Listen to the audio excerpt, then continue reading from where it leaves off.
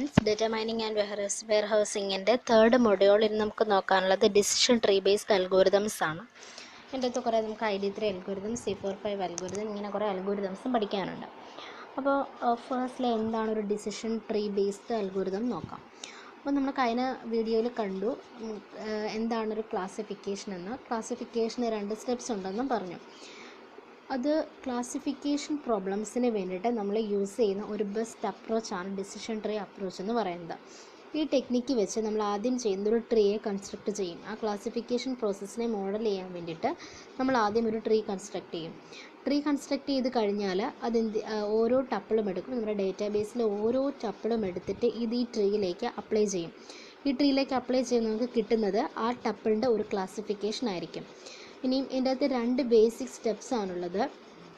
ക്ലാസിഫിക്കേഷൻ്റെ അകത്ത് 2 സ്റ്റെപ്സ് ആയിരുന്നു ഉള്ളത്. ഒന്ന് പറഞ്ഞാൽ ലേണിംഗ് സ്റ്റെപ്പും അത് കഴിഞ്ഞിട്ട് ക്ലാസിഫിക്കേഷൻ സ്റ്റെപ്പും. ഇവിടെയും അതുപോലെ തന്നെയാണ് 2 സ്റ്റെപ്സ് ഉണ്ട്. ഫസ്റ്റ്ലി നമ്മൾ ട്രീയെ ബിൽഡ് ചെയ്യുവാണ്. അതാണ് ഫസ്റ്റ് സ്റ്റെപ്പ് എന്ന് പറഞ്ഞാൽ building the tree. Second step എന്ന് പറഞ്ഞാൽ ഡേറ്റാബേസിലെ ടപ്പിൾസിനൊക്കെ നമ്മൾ ഇതിലേക്ക് അപ്ലൈ ചെയ്യുന്നു. അതാണ് സെക്കൻഡ് സ്റ്റെപ്പ്. ഓക്കെ, അപ്പം 2 സ്റ്റെപ്സ് ഉണ്ട് ഡിസിഷൻ ട്രീ ബേസ്ഡ് അൽഗോരിതംസിൽ. ഒന്നെന്ന് പറഞ്ഞാൽ ട്രീയെ ബിൽഡ് ചെയ്യുന്നു, പിന്നെ അത് കഴിഞ്ഞിട്ട് നമ്മൾ ഈ ഡേറ്റാബേസിലെ ഓരോന്നും എടുത്ത് ഈ ട്രീയിലേക്ക് അപ്ലൈ ചെയ്യുന്നു.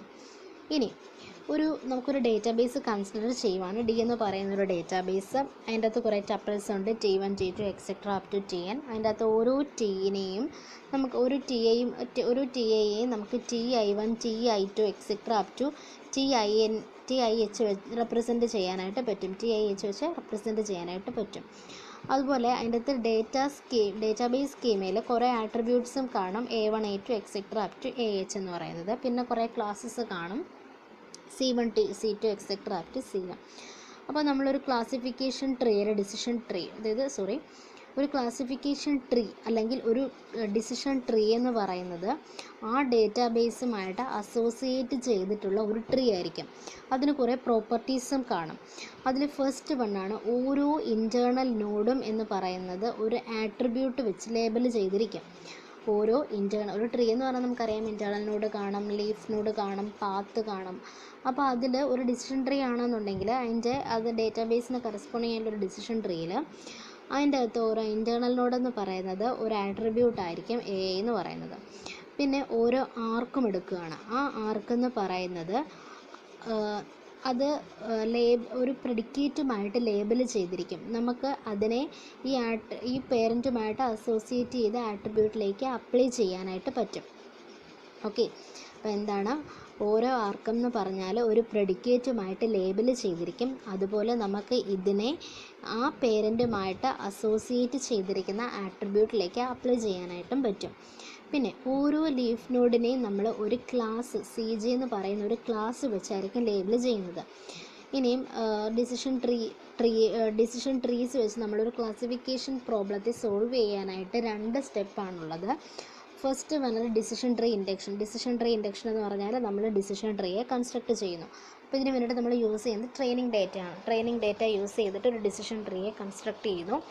പിന്നെ അത് കഴിഞ്ഞിട്ടും ഓരോ ടപ്പിൾ എടുക്കുന്നു. ഡേറ്റാബേസിലെ ഓരോ ടപ്പിളും എടുത്തിട്ട് അത് ഈ ഡിസിഷൻ ട്രീയിലേക്ക് അപ്ലൈ ചെയ്യും അതിൻ്റെ ക്ലാസ്സിനെ കണ്ടുപിടിക്കാൻ വേണ്ടിയിട്ട്. So learning process and classification process പോലെ തന്നെയാണുള്ളത്. ഇനിയും ഇതിൻ്റെ അഡ്വാൻറ്റേജസ് ആൻഡ് ഡിസഡ്വാൻറ്റേജസ് എന്താണെന്ന് നോക്കാം. അഡ്വാൻറ്റേജസ് എന്ന് പറഞ്ഞാൽ ഫസ്റ്റ് വൺ, ഡിസിഷൻ ട്രീ എന്ന് പറയുന്നത് ഭയങ്കര യൂസ്ഫുള്ളാണ്. നമുക്ക് യൂസ് ചെയ്യാനും എളുപ്പമാണ്, അതുപോലെ തന്നെ ഭയങ്കര എഫിഷ്യൻറ്റുമാണ്. പിന്നെ സെക്കൻഡ് വൺ എന്ന് പറഞ്ഞാൽ നമുക്ക് ഇത് വെച്ച് റൂൾസ് ജനറേറ്റ് ചെയ്യാൻ എളുപ്പമാണ്, റൂൾസിനെ മനസ്സിലാക്കാനും എളുപ്പമാണ്. പിന്നെ അതുപോലെ തന്നെ നമുക്ക് ലാർജ് ഡേറ്റാബേസിനെ സ്കെയിൽ ചെയ്യാൻ വേണ്ടിയിട്ട് യൂസ് ചെയ്യാം. കാരണം ട്രീയുടെ സൈസ് എന്ന് പറയുന്നത് ഡേറ്റാബേസ് സൈസുമായിട്ട് ഇൻഡിപെൻഡൻ്റ് ആണ്. ആൻഡ് ലാസ്റ്റ് വണ്ണാണ് ട്രീസിനെ നമുക്ക് ഡിഫറെൻറ്റ് ആട്രിബ്യൂട്ട്സ് വെച്ച് കൺസ്ട്രക്റ്റ് ചെയ്യാനായിട്ട് പറ്റും. ഫോർ എക്സാമ്പിൾ ഇപ്പോൾ നമ്മൾ